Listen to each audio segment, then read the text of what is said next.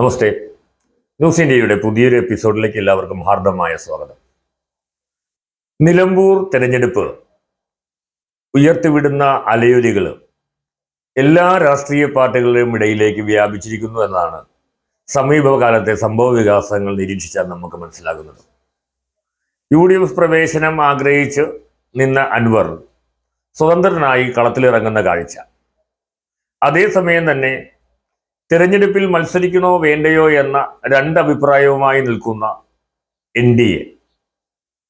അതിനപ്പുറം മാർക്സിസ്റ്റ് പാർട്ടിക്ക് അൻവറിനെ പ്രതിരോധിക്കുവാൻ പറ്റുന്ന, അൻവർ ഉയർത്തിവിട്ട കലാപങ്ങളുടെ കൊടുങ്കാറ്റുകളെ ശമിപ്പിക്കാൻ പറ്റുന്ന ഒരു സ്ഥാനാർത്ഥിയെ തപ്പി നടക്കുന്ന ഗതികേട്.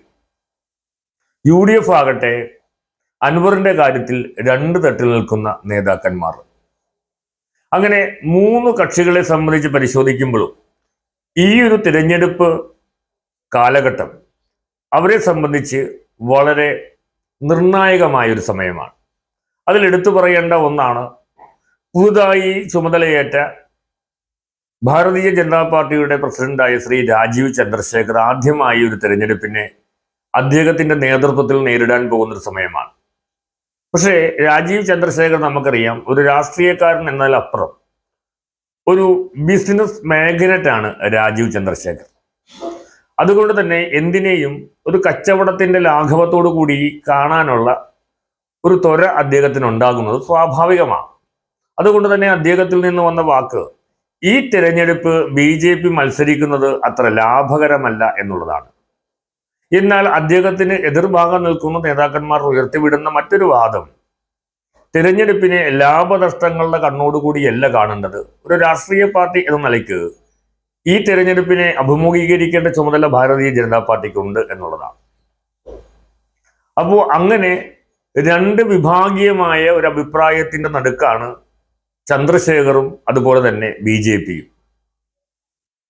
NDA മത്സരിക്കട്ടെ, NDA ഘടകകക്ഷിയായിട്ടുള്ള BDJS ആണ് അവിടെ മത്സരിക്കാൻ ആണ് BJPയിൽ ഉണ്ടായ, കോർ കമ്മിറ്റിയിൽ ഉണ്ടായ ഒരു അഭിപ്രായം. അതിന്റെ ഭാഗമായി ഗിരീഷ് മേക്കാട് എന്ന് പറയുന്ന മലപ്പുറത്തിലെ BDJSന്റെ ജില്ലാ പ്രസിഡന്റാണ് അവിടെ ഒരു പക്ഷേ സ്ഥാനാർത്ഥിയായിട്ട് വരുവാനായിട്ടുള്ള സാധ്യത.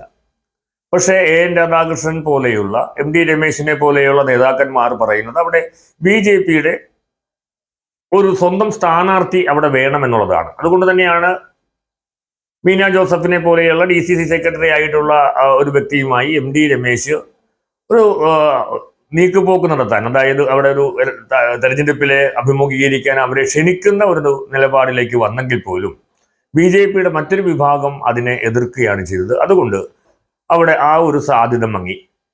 അങ്ങനെ ആ തെരഞ്ഞെടുപ്പിനെ വളരെ ഗൗരവമായിട്ടല്ല BJP അതിനെ കാണുന്നത് എന്നുള്ളതാണ് എടുത്തു പറയേണ്ട ഒരു സാധ്യത. കാരണം അവിടെ ആര് ജയിച്ചാലും BJPക്ക് ഒരുപോലെ തന്നെയാണ്. അതുകൊണ്ട് തന്നെ BJP അവിടെ വലിയ പ്രാധാന്യം കൊടുക്കുന്നില്ല എന്നുള്ളത് രാജീവ് ചന്ദ്രശേഖറിന്റെ വാക്കുകളിൽ നിന്ന് മനസ്സിലാകുന്നു. അതിനപ്പുറം ഇവിടെ അൻവറിന്റെ രാഷ്ട്രീയ ഭാവി വളരെ നിർണായകമാണ്. UDFൽ ശക്തി ആർജിച്ചുകൊണ്ടിരിക്കുന്ന, വരാൻ പോകുന്ന തെരഞ്ഞെടുപ്പിൽ ആരായിരിക്കും മുഖ്യമന്ത്രി എന്ന തർക്കത്തിനിടയ്ക്ക് അവിടെ ശക്തി പ്രാപിച്ചുകൊണ്ടിരിക്കുന്ന ഒരു നേതാവാണ് BD സതീശൻ. അതുകൊണ്ട് തന്നെ BD സതീശന്റെ നിലപാടാണ് ഇപ്പോൾ നിലമ്പൂരിൽ വിജയിച്ചിരിക്കുന്നത് എന്ന് കാണാൻ സാധിക്കും. PV അൻവർ അവിടെ പരാജയപ്പെടുകയാണെന്നുണ്ടെങ്കിൽ അതിന്റെ വിജയം രണ്ട് കൂട്ടർക്ക് അവകാശപ്പെടാം. ഒന്ന് പിണറായി വിജയനും, രണ്ട് BD സതീശനും. അതല്ല മറിച്ച് അവിടെ BD സതീശൻ അവിടെ നിർത്തിയ UDF സ്ഥാനാർത്ഥി ആര്യാടൻ ഷൗക്കത്ത് വിജയിക്കുകയാണെന്നുണ്ടെങ്കിൽ PV അൻവർ ആര്യാടൻ ഷൗക്കത്ത് വിജയിക്കില്ല എന്ന് ഉള്ള നിലപാട് അവിടെയും PV അൻവറിന് പരാജയമാണ്. മാത്രമല്ല ഷൗക്കത്ത് അവിടെ വിജയിച്ചാൽ അതിന്റെ പൂർണ്ണമായ ക്രെഡിറ്റ് ചെല്ലുന്നത് BD സതീശനാണ്. ഇനി PV അൻവറും അതുപോലെ തന്നെ ആര്യാടൻ ഷൗക്കത്തും അവിടെ പരാജയപ്പെടുക എന്ന് വയ്ക്കുക. അങ്ങനെ വന്നാൽ അവിടെ PV അൻവർ വീണ്ടും പരാജയപ്പെടും. കാരണം PV അൻവർ ഉയർത്തിവിട്ട, പിണറായി വിജയനെതിരായിട്ട് ഉയർത്തിവിട്ട ആരോപണങ്ങൾ കൊള്ളയാണ് എന്ന ജനങ്ങൾക്കും കേരളത്തിനും ബോധ്യമാവും. ഇനി PV അൻവർ അവിടെ വിജയിക്കുക എന്ന് പറയുന്നത് വളരെ ശ്രമകരമായിട്ടുള്ളൊരു കാര്യമാണ്. പക്ഷേ പി വി അൻവർ അവിടെ വിജയിക്കുകയാണെന്നുണ്ടെങ്കിൽ പി വി അൻവർ രണ്ട് മുന്നണികളുടെയും നേരെ ഉയർത്തിവിട്ട നിലപാടുകൾ ശരിയാണെന്ന ജനങ്ങളുടെ സാക്ഷ്യപ്പെടുത്തൽ കൂടി ആകുമത്. പക്ഷേ എവിടെ ഇടതുപക്ഷത്തിൻ്റെയും വലതുപക്ഷത്തിൻ്റെയും ഏതൊരു കക്ഷിയുടെയും ജയം പി വി അൻവറിനെ പ്രതികൂലമായി തന്നെ ബാധിക്കുമെന്നുള്ളതാണ് സത്യം. ഈ പി വി അൻവറിന്റെ സാന്നിധ്യം സി പി എമ്മിനെ സംബന്ധിച്ച് കുറേയേറെ ആശ്വാസത്തിന് വകയുണ്ടാകും. കാരണം അവിടെ വോട്ടുകൾ കൂടുതൽ പിടിക്കാനുള്ള സാധ്യത യു ഡി എഫിൻ്റെയാണ്. പി വി അൻവർ വളരെ ദയനീയമായി യു ഡി എഫിൻ്റെ കൂടെ നിന്ന് അവിടെ ചേക്കേറാനായിട്ടുള്ള ഒരു ചില്ല തേടിപ്പോയ ആളാണ് പി വി അൻവർ. അതിൽ നിഷ്കരുണം വി ഡി സതീശൻ പി വി അൻവറിനെ മുമ്പിൽ യു ഡി എഫിൻ്റെ വാതായനങ്ങൾ കൊട്ടിയടച്ചതോടുകൂടി തന്നെ ഒരു ദയനീയമായിട്ടുള്ള ഒരവസ്ഥ അവിടെ സംജാതമായിട്ടുണ്ട്. അപ്പോൾ അത്തരമൊരു അന്തരീക്ഷത്തിനെ മുതലെടുക്കാൻ പി വി അൻവറിനെ കൊണ്ട് സാധിക്കുകയും ചെയ്യും. എന്ന് പറഞ്ഞാലും അവിടെ ജയിച്ചു കയറുക എന്ന് പറയുന്നത് പി വി അൻവറിന് നേരത്തെ ഉണ്ടായ പോലെ ഒന്നല്ല. അതുകൊണ്ട് തന്നെ ഈ രണ്ട് കക്ഷികളുടെ വിജയവും പി വി അൻവറിന്റെ രാഷ്ട്രീയ ഭാവിക്ക് തിരിച്ചടിയാവും.